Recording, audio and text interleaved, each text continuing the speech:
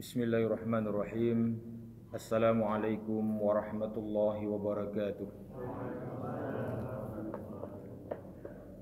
Innal hamdalillah nahmaduhu wa nasta'inuhu wa nastaghfiruh wa na'udzu billahi min shururi anfusina wa min sayyiati a'malina. May yahdihillahu fala mudilla lahu wa may yudlilhu fala hadiyalah.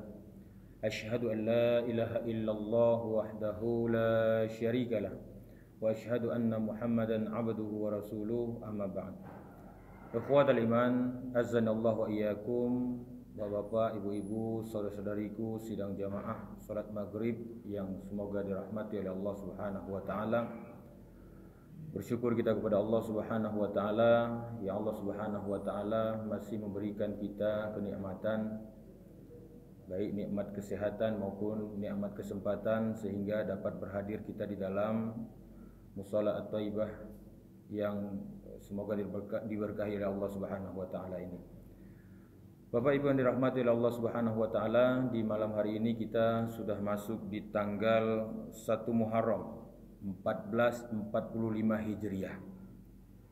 Jadi kita sudah memasuki tanggal 1 Muharram 1445 Hijriah.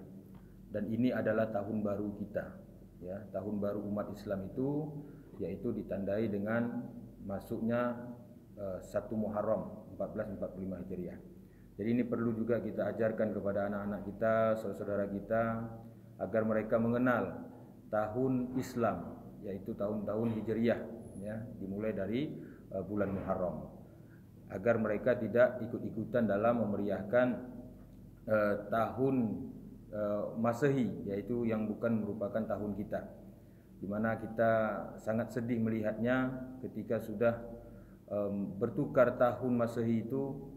Banyak di antara kaum muslimin, ya, kaum umat-umat Islam itu ikut-ikutan, ya, dalam memeriahkan tahun barunya di luar daripada Islam tersebut, ya, yaitu dengan membakar kembang api dan lain sebagainya. Sedangkan di tahun baru kita saja kita tidak diperintahkan untuk hal yang demikian, apalagi ikut-ikutan dalam tahun baru orang lain. Jadi bulan Muharram itu merupakan salah satu daripada bulan yang dimuliakan oleh Allah Subhanahu wa taala. Al-Muharram itu berasal dari bahasa Arab yang artinya adalah bulan-bulan atau hari-hari, waktu-waktu yang diharamkan oleh Allah Subhanahu wa taala. Dahulu sebelum Nabi SAW itu diutus oleh Allah Subhanahu wa taala, maka bulan Muharram itu disebut sebagai Safar al-Awwal. Sedangkan bulan Safar di tahun Hijriyah itu disebut sebagai Safar Ats-Tsani. Maka ketika Nabi SAW diutus oleh Allah Subhanahu wa taala, maka Safar al-Awwal dirubah menjadi bulan Muharram. Al-Muharram itu diambil dari bahasa Arab yang artinya adalah waktu-waktu yang diharamkan, ya. Ini berdasarkan firman Allah Subhanahu wa taala dalam Al-Qur'an surat At-Taubah di ayat ke-36. Allah Subhanahu wa taala berfirman, "Inna iddatash syuhur indallah." Sesungguhnya Allah Subhanahu wa taala telah menetapkan nama-nama bulan, ya, 12 syahron, yaitu sebanyak 12 bulan. Fi kitabillahi yauma khalaqas samawati wal ard, yaitu beriringan dengan penciptaan langit dan juga bumi. Minha arba'atu hurum, dan dari 12 bulan itu ada 4 bulan haram, yaitu bulan Rajab, kemudian bulan Muharram, kemudian bulan Zulqa'dah dan juga Zulhijjah yang sudah kita lalui kemarin. Jadi ada 3 bulan yang berturutan, Zulqa'dah, Zulhijjah dan juga Muharram, kemudian ada bulan Rajab. Maka zalika dinul qayyim, kata Allah Subhanahu wa taala, ini merupakan daripada kelurusan agama kalian. Fala tazlimu fihinna anfusakum, maka janganlah kalian menzolimi diri kalian di dalam bulan tersebut. Jadi di dalam bulan haram ini, di bulan yang dimuliakan oleh Allah Subhanahu wa taala ini, kita dilarang untuk menzolimi diri kita sendiri. Jadi menzolimi diri kita saja kita tidak boleh, apalagi menzolimi orang lain. Mengapa demikian? Kata Syekh Saleh Ibnu Utsaimin rahimahullahu taala, disebabkan karena kemuliaan daripada bulan haram ini, maka setiap amal ibadah yang dilakukan di dalamnya itu dilipat gandakan. Setiap perbuatan kita itu dilipat gandakan oleh Allah Subhanahu wa taala. Kalau itu bernilai kebaikan, maka pahalanya dilipat gandakan oleh Allah Subhanahu wa taala. Kalau itu bernilai keburukan, maka juga demikian, dosanya dilipat gandakan oleh Allah Subhanahu wa taala. Maka dari itu, ini adalah bulan haram, bulan yang dimuliakan oleh Allah Subhanahu wa taala, maka perbanyak amal ibadah di dalam bulan haram tersebut. Di antaranya adalah melaksanakan puasa sunnah, ya, baik itu puasa Senin Kamis atau puasa Nabi Daud, dan juga yang sangat dianjurkan adalah puasa di tanggal 10 Muharram. Nah, kalau di Zulhijjah itu ada namanya puasa di tanggal 9 Zulhijjah yang mendapatkan pahala, dihapuskan dosa setahun yang lalu dan setahun yang akan datang. Tapi di bulan Muharram ini ada namanya puasa Asyura atau puasa di tanggal 10 Muharram yang itu mendapatkan pahala, dihapuskan dosa setahun yang sebelumnya atau setahun belakang, dihapuskan oleh Allah Subhanahu wa taala. Maka ini salah satu daripada keutamaan orang-orang yang melaksanakan puasa di dalam bulan Muharram. Karena Nabi sallallahu alaihi wasallam katakan, afdhalus siyam ba'da Ramadan syahrullahi Muharram wa afdhalus shalah ba'da faridah salatul lail. Sebaik-baiknya puasa setelah puasa Ramadan yaitu puasa di dalam bulan Muharram. Dan sebaik-baiknya solat setelah solat fardu yaitu solatul lail, yaitu solat malam. Maka kita laksanakan nanti di tanggal 10 Muharram atau bertepatan dengan tanggal 28 Juli kalau nggak salah ya. Nah, itu adalah puasa Asyura.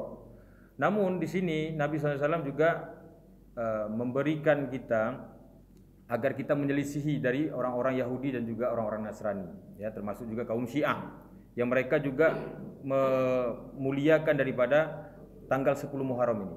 Jadi orang Yahudi, orang Nasrani, orang Syiah itu mereka juga mengagungkan daripada bulan Asyura ini, ya. Termasuk juga ada salah satu semacam ritual gitu yang ada di daerah Solo kalau nggak salah itu di Jawa Tengah, yaitu arak-arakan Kiai Selamat, ya, sapi apa kerbau itu?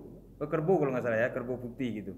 Nah, terus diambil kotorannya dan lain sebagainya. Nah, ini untuk menyelisih mereka yang mengagungkan daripada bulan tanggal 10 Muharram ini, maka Nabi SAW mengatakan, jikalau aku hidup di tahun depan, maka aku berpuasa di tanggal 9-nya atau disebut dengan puasa Tasu'ah, ya. Maka qadarullah Nabi SAW wafat, ya, tidak sempat hidup di tahun depannya, maka itu menjadi cita-cita Nabi yang harus kita laksanakan, ya, untuk menyelisih. Jadi selain kita puasa di 10 Muharramnya, kita juga puasa di tanggal 9-nya. Oh, enggak dapat puasa di tanggal 9-nya, mungkin lupa, ya, langsung puasa di 10-nya, maka kita selisih dengan puasa di tanggal 11 Muharramnya. Nah, jadi demikian, itu hanya intermezzo saja mengingatkan kepada kita bahwasanya kita sekarang berada di dalam bulan Muharram. Ikhwatal iman azanillahu wa iyyakum, sidang jamaah yang semoga dirahmati oleh Allah Subhanahu wa taala, kita masuk ke dalam kajian rutin kita, yaitu membahas kitab Riyadhus Shalihin yang ditulis oleh Imam An-Nawawi rahimahullahu taala, dan kita masih dalam pembahasan bab 11. Ya, jadi kita sudah 3 kali pertemuan dalam bab ini yang membahas tentang bab 11, yaitu al-mujahadah, bersungguh-sungguh, ya, dalam melaksanakan ketaatan kepada Allah Subhanahu wa taala. Di pertemuan yang lalu kita sudah sampaikan bahwasanya bersungguh-sungguh itu bukan hanya dalam ketaatan ibadah saja, tapi juga bersungguh-sungguh dalam hal melawan hawa nafsu kita untuk meninggalkan kemaksiatan yang ada dalam diri kita, dan juga bersungguh-sungguh untuk mengikuti daripada sunnah Nabi sallallahu alaihi wasallam. Karena kalau kita melihat para sahabat, ya, mereka sangat bersungguh-sungguh dalam mengikuti Nabi sallallahu alaihi wasallam, bahkan para ulama kita, ya, para ulama kita sampai dengan ulama kontemporer di zaman sekarang ini, mereka juga bersungguh-sungguh dalam melaksanakan sunnah-sunnah Nabi SAW. Salah satunya adalah Syekh Shalih Ibnu Utsaimin rahimahullahu taala, yang kisah ini dimuat di dalam kitab Fikih Sahih Wanita, yang itu merupakan karya beliau. Warna kitabnya warna ungu, itu kitabnya besar. Di awal daripada kitab tersebut menceritakan bahwasanya Syekh Shalih Ibnu Utsaimin rahimahullahu taala ini menderita sakit kanker usus, ya. Jadi pada saat itu Malik Fahad yang merupakan raja Arab pada saat itu membawa Syekh ini untuk berobat ke Amerika, ya. Jadi dibawalah Syekh ini untuk berobat ke Amerika. Lalu pada saat itu ada dokter spesialis di sana, yaitu menangani tentang kanker usus ini. Dia mulai ingin memasangkan alat-alat, ya semacam terapi seperti itu. Lalu dikatakan kepada Syekh, wahai Syekh, ini kalau dipasang alat ini nanti akan menggugurkan bulu-bulu yang ada di tubuh Anda. Maka kata Syekh, enggak apa-apa, ya. Karena yang terbayang oleh Syekh itu hanya rambut, kemudian bulu-bulu tangan gitu kan, bulu-bulu kaki. Tapi enggak jadi masalah kata Syekh. Silahkan dipasang. Kemudian ketika dipasang alat-alat tersebut, maka ditanya oleh Syekh, apakah ini juga akan merontokkan janggutku? Lalu dikatakan oleh dokter itu, iya, jelas ini akan merontokkan janggut Anda juga, ya, karena semuanya bulu-bulu itu akan rontok, termasuk janggut Anda. Maka kata Syekh, wahai Malik, ya, kepada Malik Fahad, wahai Malik, antarkan aku pulang ke negaraku, ya. Aku tidak mau bertemu nanti kepada Allah dalam keadaan tidak berjenggot. Aku malu, ya. Jadi lihat bagaimana kesungguhan daripada Syekh Utsaimin rahimahullah taala ini menahan mempertahankan kesungguh-sungguhan dia mempertahankan sunnah Nabi SAW, ya, sampai-sampai dia katakan, wahai Malik, kembalikan aku ke negaraku. Aku sesungguhnya aku malu nanti bertemu dengan Allah Subhanahu Wa Taala dalam keadaan tidak berjenggot, ya, tidak mengamalkan sunnah daripada Nabi Muhammad SAW. Akhirnya Syekh Utsaimin rahimahullah taala pun dikembalikan ke negaranya oleh Malik Fahad, dan beliau tetap mengisi kajian, tapi mengisi kajiannya itu di atas firasnya, di atas tempat tidurnya. Jadi di Masjid Nabawi itu ada kamar-kamar, ya, khusus untuk para syekh-syekh itu.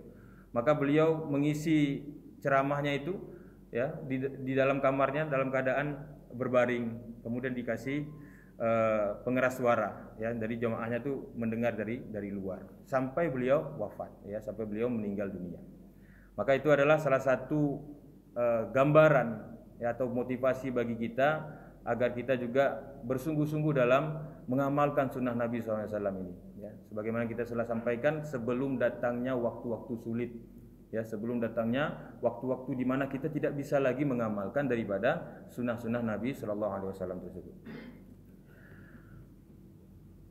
Ikhwatal iman azanillahu wa iyyakum, kita masuk ke dalam kitab. Qala muallif rahimahullah taala, berkata Imam An-Nawawi rahimahullah taala di dalam kitabnya, ya, ini menghadirkan hadis-hadis yang berkaitan tentang bersungguh-sungguh, ya. Di kesempatan di pekan yang lalu kita telah sampaikan hadis yang keempat ini dalam bab ini, yaitu tentang Nabi SAW berlama-lama dalam hal melaksanakan sholat, sampai-sampai kaki beliau pecah, ya, sampai-sampai telapak kaki beliau itu pecah-pecah. Maka itu ditegur oleh Aisyah radhiyallahu anha, ya, yang merupakan istri dari Nabi SAW. Ya, kenapa engkau melaksanakan yang demikian? Terus Nabi SAW mengatakan, afala uhibbu an akuna abdan syakuran. Apakah aku tidak boleh untuk menjadi salah seorang hamba yang sangat bersyukur kepada Allah Subhanahu Wa Taala? Ya, jadi tidaklah beliau melakukan hal tersebut, melainkan itu merupakan bentuk daripada rasa syukur Nabi SAW kepada Allah Subhanahu Wa Taala. Maka di pertemuan kali ini kita melanjutkan hadis yang kelima, ya.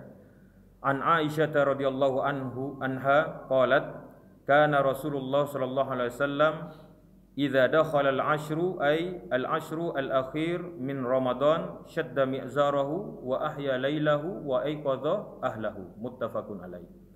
Di hadis yang kelima dalam bab yang ke-11 ini, bahwasanya disampaikan oleh Aisyah radhiyallahu anha yang merupakan istri daripada Nabi sallallahu alaihi wasallam. Jadi disebutkan bahwasanya Nabi sallallahu alaihi wasallam itu apabila sudah masuk di 10 terakhir daripada bulan Ramadan. Nah, ini berkaitan tentang bulan Ramadan, menceritakan tentang kesungguh-sungguhan Nabi SAW menghidupkan 10 hari daripada bulan Ramadan. Jadi kalau Nabi sudah masuk di 10 hari terakhir daripada bulan Ramadan, ya, di malamnya terutamanya, maka yang dilakukan oleh Nabi SAW, syadda mi'zarahu, maka Nabi menguatkan ikatan kain sarungnya. Dalam artian apa? Bersungguh-sungguh dalam melaksanakan ibadah kepada Allah Subhanahu Wa Taala, ya. Tidak lagi bersama istrinya, ya. Dia sudah mulai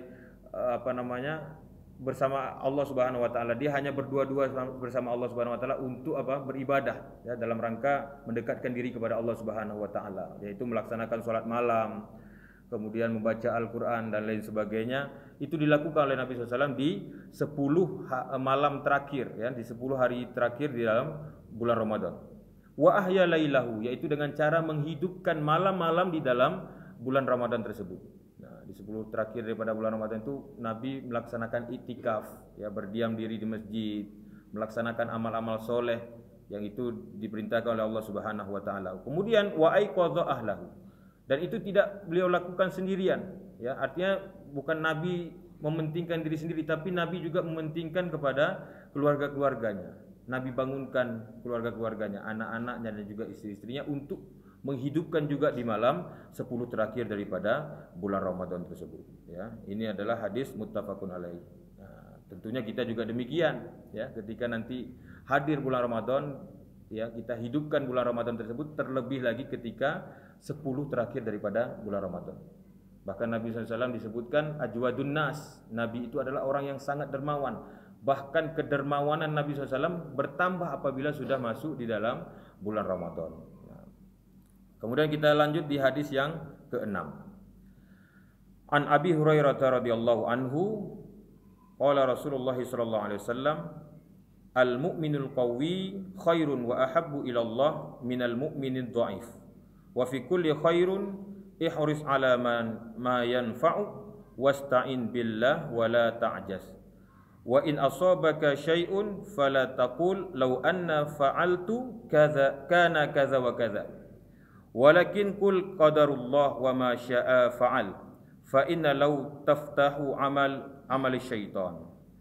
Jadi di sini disebutkan oleh Abu Hurairah radhiyallahu anhu bahwasanya Nabi sallallahu alaihi wasallam itu pernah bersabda, mukmin yang kuat, ya, al-mu'minu qawi, yaitu mukmin yang kuat itu lebih dicintai oleh Allah Subhanahu wa taala daripada mukmin yang lemah, ya. Namun dari keduanya itu tetap memiliki kebaikan. Dari keduanya itu tetap memiliki kebaikan. Kemudian di sini disebutkan juga ihris ala ma yanfa'uk wasta'in billah wala ta'jas, ya. Berkemauan keraslah atau bersemangatlah, bersungguh-sungguhlah dalam hal yang bermanfaat bagi diri kamu sendiri, yaitu bersemangat kita dalam melaksanakan ibadah, ya. Sesungguhnya ibadah ini nanti akan kembali kepada diri kita sendiri, maka bersemangatlah kita dalam melaksanakan ibadah, melaksanakan amal-amal soleh, ya. Wasta'in billahi wala ta'jas. Kemudian minta pertolongan kepada Allah Subhanahu wa taala dan jangan lemah. Kalau ada hal-hal yang berhalangan atau yang menghalangi kita dalam melakukan ketaatan kepada Allah, maka adukan semua itu kepada Allah Subhanahu wa taala dan jangan kita menjadi orang yang lemah, ya. Ketika kita ingin mengamalkan sunnah Nabi SAW, lalu datang cemoohan dari orang, ya, atau datang rintangan dari orang, dia halangi kita, maka kita jangan lemah. Jangan semakin kita surut, bahkan harusnya semakin kuat kita. Dulu kita pernah sampaikan bahwasanya ketika orang-orang kafir Quraisy itu menakut-nakuti orang Islam dengan apa? Dengan mengatakan sesungguhnya di sana itu ada sekelompok kaum, ya, kaum kafir Quraisy akan menyerang kalian di kota Madinah ini. Rupanya berita itu bukanlah menyurutkan keimanan daripada kaum muslimin yang ada di kota Madinah, malah semakin menguatkan, ya. Bahkan orang-orang yang menjadi korban perang pada saat itu bangkit kembali untuk melawan orang kafir Quraisy. Begitu juga dengan kita.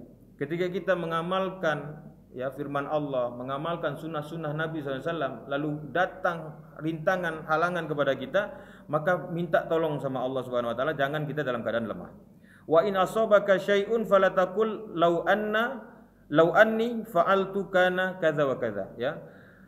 Kemudian janganlah engkau, ya, ketika datang musibah, ya, ketika datang suatu musibah kepada kita, jangan kita mengatakan kalau seandainya saya melakukan seperti ini, saya tidak mungkin mendapatkan yang begini dan begini. Nah, itu seandainya ini datangnya dari syaitan nih. Seandainya saya melakukan demikian, nggak akan mungkin terjadi demikian. Nah, itu nggak boleh kita katakan, ya. Tapi yang harus kita katakan apa?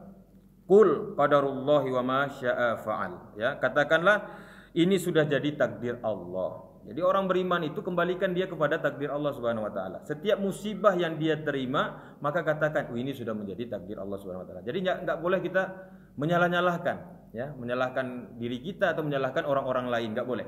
Apalagi, ya, misalkan ada musibah yang terjadi terus kita katakan, "Ah, ini salah kamu sendiri, kamu cok nasi enggak kamu cabut." Nah, atau kamu ini, padahal dia lagi kena musibah. Orang kena musibah itu harusnya apa? Disabarkan, ditenangkan. Ya, ini kita tadi sore ada musibah ini di daerah Gelempang Payung kan, ada kebakaran.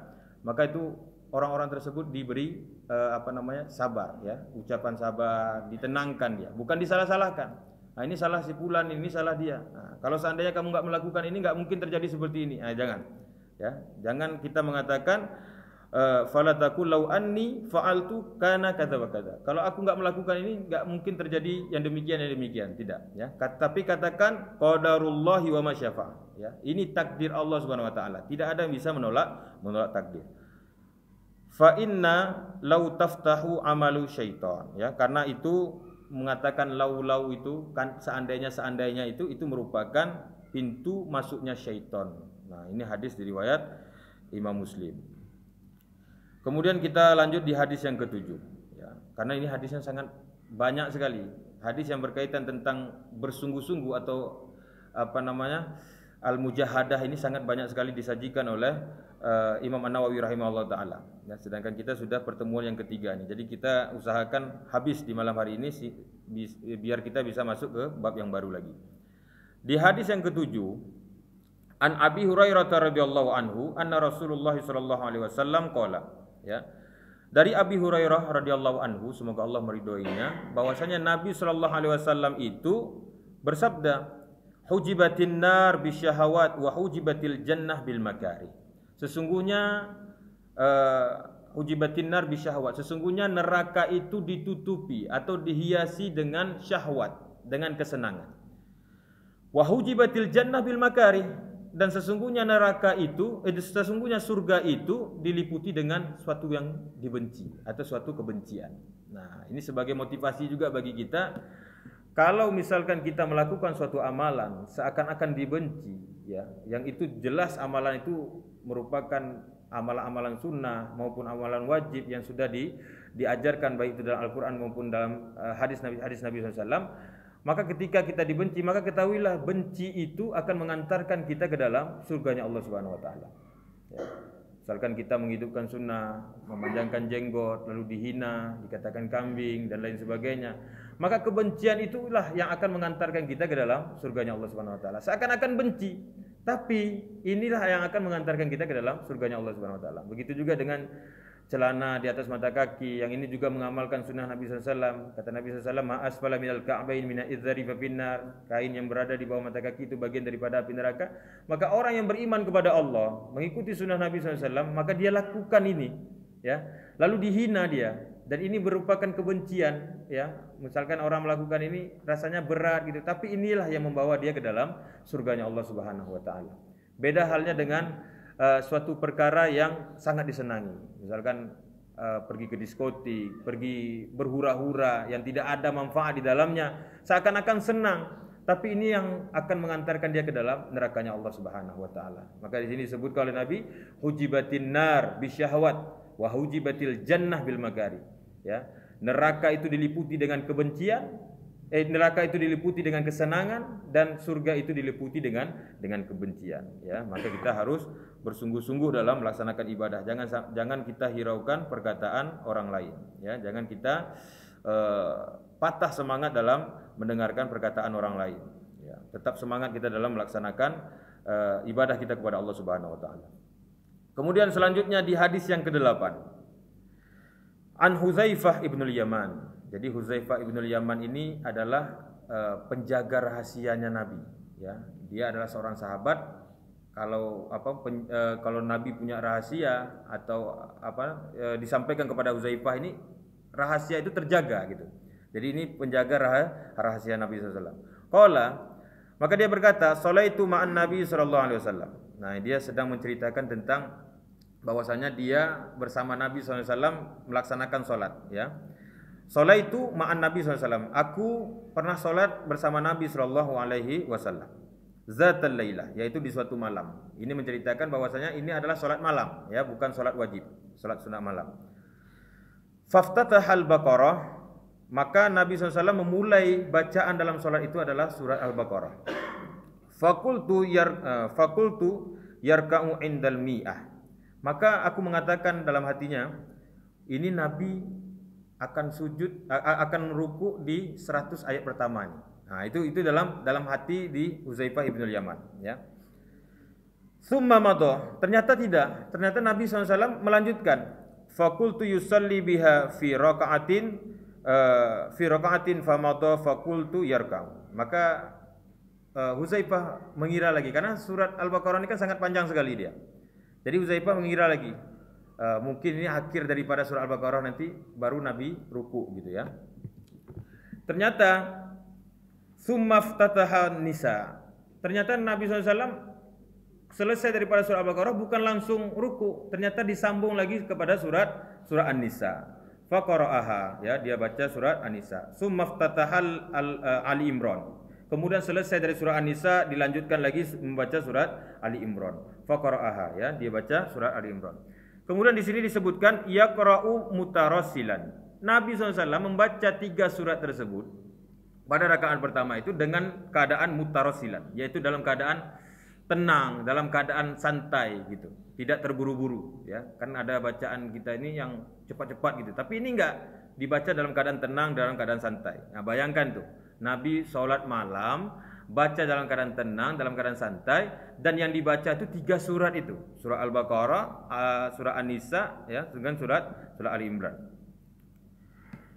Kemudian di sini disebutkan idza marra bi ayatin fiha tasbih sabbaha. Jadi Nabi SAW apabila melewati ayat-ayat yang menyebutkan tentang memuji Allah Subhanahu wa taala, bertasbih, maka Nabi SAW pun bertasbih ya. Wa idza marra bisu'al sa'ala. Maka Nabi SAW apabila melewati ayat-ayat yang berkaitan dengan doa, maka Nabi pun berdoa. Wa idza marra bi ta'awadza. Maka Nabi SAW ketika melewati ayat-ayat yang berkaitan tentang perlindungan, maka Nabi pun memohon perlindungan kepada Allah Subhanahu wa taala. Tsumma raka'a. Ya, kemudian dia ruku, faja'ala yaqulu subhana rabbiyal azim. Ya, sambil dia mengucapkan subhana rabbiyal azim. Ini sambil mengajarkan kepada kita bahwasanya ketika kita ruku, maka bacaannya adalah subhana rabbiyal azim, subhana rabbiyal azim. Kalau dalam salat wajib, maka itu dibaca 3 kali sunnahnya, subhana rabbiyal azim, subhana rabbiyal azim, tanpa ditambah wa bihamdi. Kalau kita kan ditambah wa bihamdi, tapi kalau Nabi subhana rabbiyal azim, subhana rabbiyal azim. Maka inilah sunnah yang sebenarnya. Fakana ruku'uhu nahwan min qiyami, ya. Dan ruku'nya Nabi SAW itu sama seperti, panjangnya itu sama seperti dirinya Nabi tadi.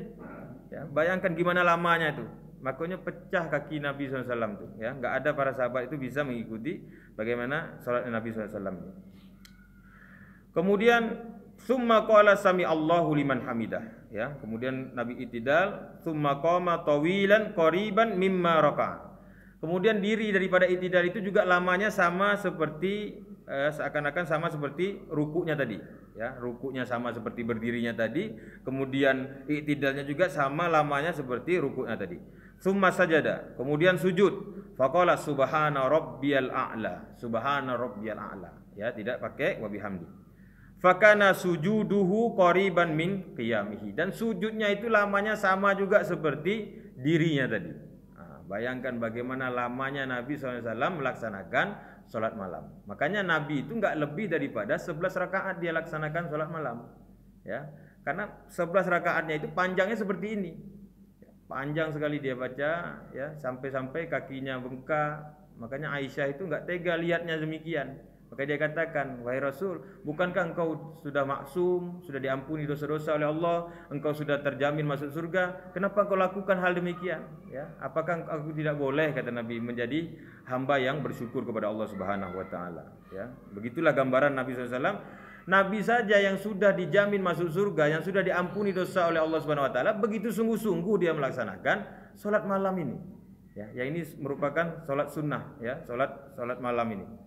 Yang bacaannya itu inna nasyiatal laili hiya asyaddu wa ta'aw aqwa mukila. Bacaan yang dibaca di malam hari itu lebih berkesan di dalam hati dan lebih mengokohkan hati. Ya, maka Nabi SAW melaksanakan itu dengan cara bersungguh-sungguh. Kemudian di hadis yang ke-9, ya, di hadis yang ke-9 ini an Ibnu Mas'ud radhiyallahu anhu qala sholaitu ma'an Nabi SAW. Ya, kalau tadi Huzaifah ibn al-Yaman yang sholat bersama Nabi SAW, kalau ini Ibnu Mas'ud. Ya, ini masing-masing sahabat memberikan testimoni ketika mereka sholat bersama Nabi. Ibnu Mas'ud radhiyallahu anhu qala sholaitu ma'an Nabi sallallahu alaihi wasallam lailah. Ya, di suatu malam dia sholat bersama Nabi SAW. fa'atal qiyam hatta hammamtu bi amrisu, ya. Dan Nabi SAW itu sangat lama sekali dalam melaksanakan salat malam itu. Artinya dirinya Nabi SAW itu sangat lama, ya. Hatta hammamtu bi amrisu, sampai-sampai aku bermaksud ingin melakukan suatu keburukan, ya. Qila, maka ditanya kepada Ibnu Mas'ud ini, wa ma hamamta bih, ya, apa bentuk keburukan yang ingin kau lakukan tersebut? Qala hamamtu an ajlisa wa ada'ah, ya, yaitu keburukan yang ingin aku lakukan itu bermaksud untuk duduk gitu. Jadi menurut dia itu sudah buruk. Kalau Nabi SAW sholat dalam keadaan berdiri, tiba-tiba Ibnu Mas'ud duduk, maka itu menurut dia itu sudah merupakan suatu hal yang buruk, ya. Itu saking lamanya Nabi SAW melaksanakan sholat malam itu, ya. Dirinya Nabi itu kan sangat lama, sampai-sampai Ibnu Mas'ud itu nggak sanggup. Akhirnya dia memutuskan ingin duduk. Nah, ini mengajarkan kepada kita bahwasanya sholat sunnah itu dibolehkan kita duduk. Ya, misalkan nanti sholat tarawih, ya, sholat malam itu ada imam bacanya panjang sekali, dan kita sudah nggak sanggup untuk berdiri, maka boleh kita duduk dan kita tetap terhitung sholat berjamaah, ya, tetap terhitung sholat berjamaah. Itu khusus untuk sholat sunnah saja, tapi tidak boleh dilakukan dalam sholat wajib, ya. Kalau sholat wajib kita tidak boleh duduk ketika imamnya berdiri, tapi kalau sholat sunnah boleh, imam berdiri kita boleh duduk di belakang, ya. Kalau imamnya duduk, maka kita juga harus duduk. Nah, kalau misalkan di sholat berdiri, kalau imamnya duduk, maka kita juga harus duduk. Kalau di sholat sunnah tidak demikian, imamnya berdiri, kita juga boleh duduk, sesuai dengan kemampuan. Jadi makanya kita nggak boleh kita protes imam, panjang-panjang mana baca. Kalau sanggup kita ikut. Ya, kalau nggak sanggup ya jangan diprotes imamnya. Ya, karena memang imam ini juga mengikuti bagaimana yang diamalkan oleh Nabi SAW. Ya, jadi kita tidak boleh memprotes ketika imam itu memimpin sholat sunat, ya, seperti sholat sunat tarawih itu, dan dia bacaannya panjang, nggak boleh kita protes. Tapi kalau dia mimpin sholat wajib dan bacaannya panjang, itu boleh protes, ya, karena kalau sholat wajib itu nggak dianjurkan panjang-panjang kali, ya, tidak panjang-panjang kali. Kalau misalkan dia baca satu halaman atau satu lembar itu boleh-boleh saja, ya. Apalagi kalau dia di pesantren itu dalam melatih bacaannya atau untuk mengajarkan kesungguh-sungguhan kepada murid, boleh-boleh saja. Tapi kalau untuk dalam bermasyarakat, ya, itu tidak boleh dilakukan. Imam juga harus memperhatikan makmumnya, tidak boleh terlalu panjang-panjang sekali. Kenapa? Karena itu merupakan suatu ibadah wajib, ya. Tidaklah orang itu datang ke masjid itu dalam keadaan karena dia ingin menunaikan kewajibannya, ya. Dan masing-masing masyarakat ini kan punya hajatnya, ya, punya pekerjaannya, punya pikirannya yang lain. Maka kalau imamnya terlalu panjang, jadi seakan-akan memaksa dia untuk berdiri lama di dalam sholat wajib tersebut, sehingga terbengkalailah apa yang ingin menjadi pekerjaan dia di luar sana atau menjadi hajat dia di luar sana. Maka itu nggak boleh. Tapi kalau untuk sholat sunat boleh, ya, dibolehkan kita untuk panjang-panjang. Kemudian di hadis yang ke-10, Anas ibn Malik radhiyallahu anhu, anna Nabi sallallahu alaihi wasallam, ya. Ini dari Anas ibn Malik radhiyallahu anhu bahwasanya Nabi sallallahu alaihi wasallam qala, dia bersabda, yatba'ul mayyita salasa. Ya, yatba'u mayyita salasa. Fayarji'u ithnani wa yabqa ma'ahu wahidun, ya. Yatba'uhu ahluhu wa maluhu wa amaluhu. Fayarji'u ahluhu wa maluhu wa yabqa amaluhu. Muttafaqun alaih. Jadi ini hadis ini menceritakan kepada kita bahwasanya Nabi SAW itu pernah bersabda, yatba'ul mayyita salasa. Mayit itu diikuti 3 perkara, ya. Apa-apa saja. Yang pertama diikuti oleh keluarganya, ahluhu. Kemudian diikuti oleh wamaluhu, oleh hartanya. Kemudian diikuti oleh amalnya. Fayarji'u usnani wa yabqa ma'ahu wahidun. Dan 2 daripada perkara itu pulang, 1 yang akan masuk bersama dia di dalam kubur dia. Apa-apa saja yang pulang itu, fayarji'u ahluhu wa maluhu. Keluarganya pulang, hartanya juga pulang.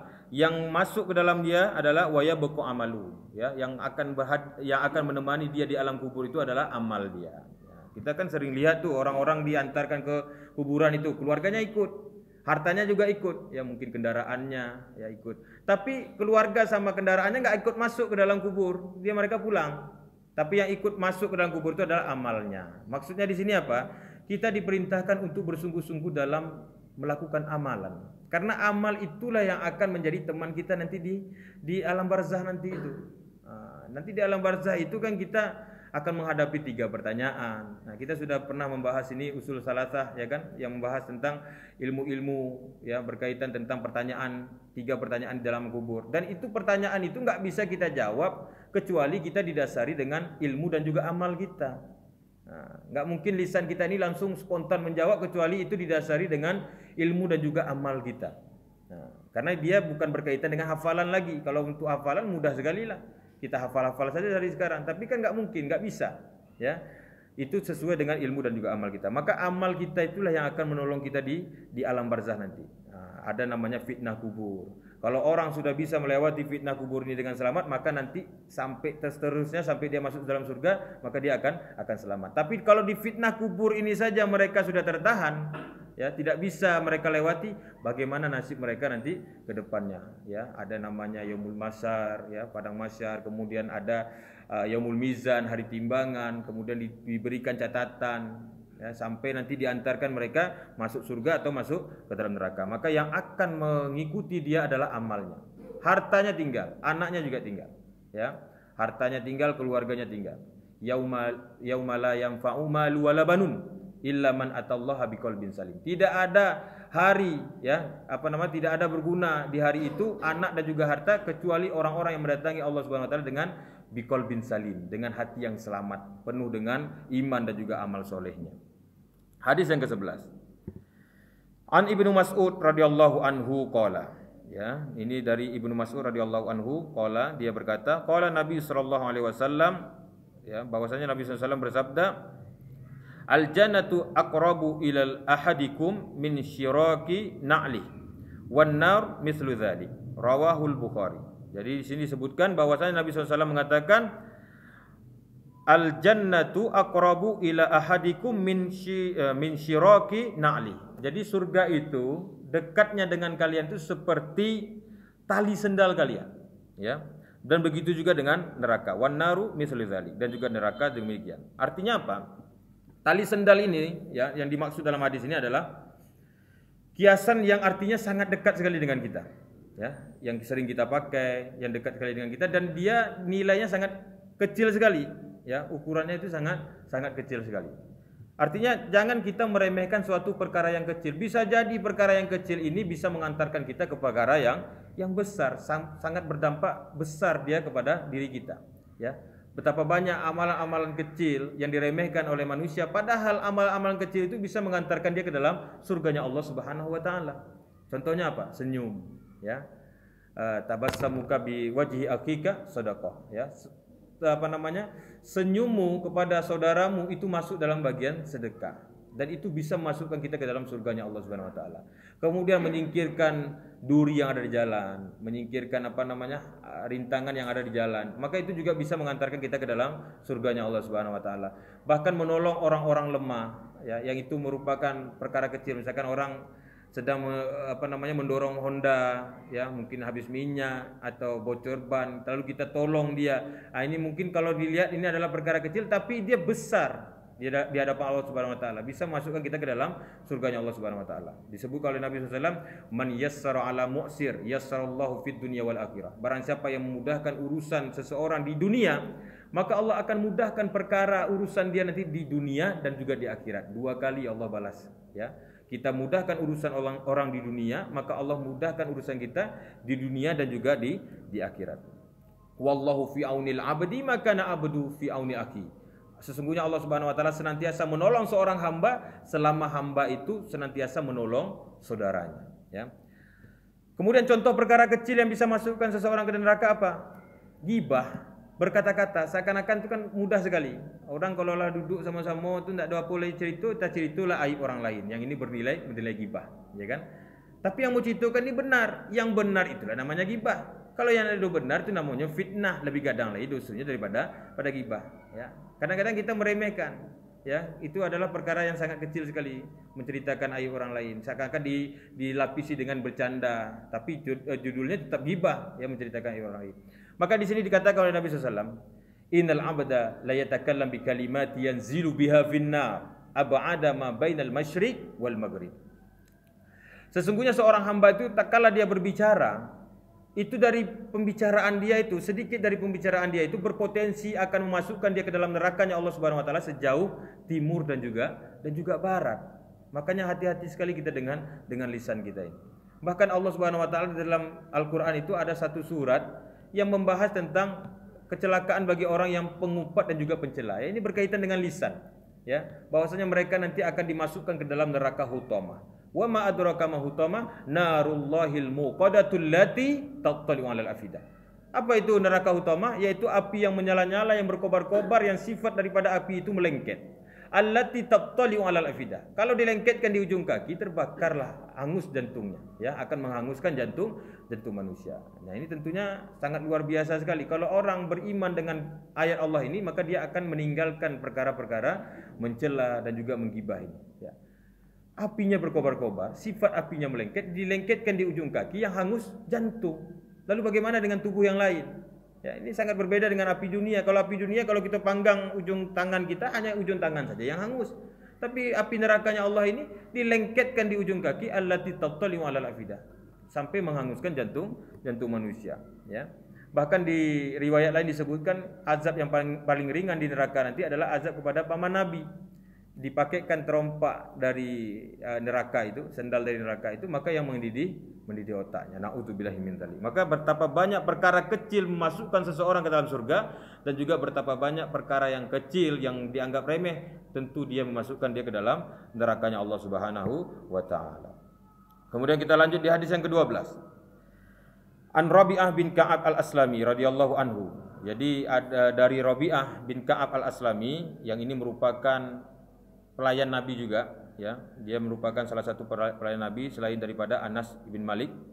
Beliau berkata, ya, qala kuntu abitu ma'a Rasulillah sallallahu alaihi wasallam. Aku pernah bermalam bersama Rasulullah sallallahu alaihi wasallam, fa ataituhu biwudu'ihi wa hajatihi, ya. Dan aku menyiapkan air wudunya dan juga keperluan-keperluan beliau. Faqala li, maka Rasulullah SAW mengatakan kepadaku, sal, mintalah, gitu, ya. Karena si Rabi'ah bin Ka'ab ini al-Aslami ini sudah memberikan kepada Nabi air wudu, kemudian juga segala hajat Nabi dipenuhi, maka Nabi katakan, sal, mintalah kepadaku. Fakultu, maka aku meminta, as'aluka murafaqatak fil jannah, murafaqataka fil jannah, ya. As'aluka murafataka, apa nih? As'aluka murafaqataka fil jannah, ya. Aku meminta agar aku didekatkan kepadamu nanti di surga, ya. Qala au ghairu dzalik. Adakah permintaan yang lainnya? Qultu huwa dzaka. Itu saja. Ya Rasulullah, aku diminta untuk aku meminta agar aku didekatkan bersama engkau di surga nanti. Fa'inni ala nafsika bikasratis sujud, ya. Maka Nabi SAW mengatakan kepadaku, jika demikian bantulah aku atas dirimu untuk mewujudkan permintaanmu dengan memperbanyak sujud, ya. Jadi walaupun itu permintaannya agar dia disatukan sama Nabi nanti di surga, maka Nabi SAW juga memerintahkan kepada dia untuk bersungguh-sungguh atau untuk mengamalkan, yaitu memperbanyak sujud, ya. Bersungguh-sungguh untuk memperbanyak sujud, yaitu memperbanyak melaksanakan ibadah kepada Allah Subhanahu wa taala, ya.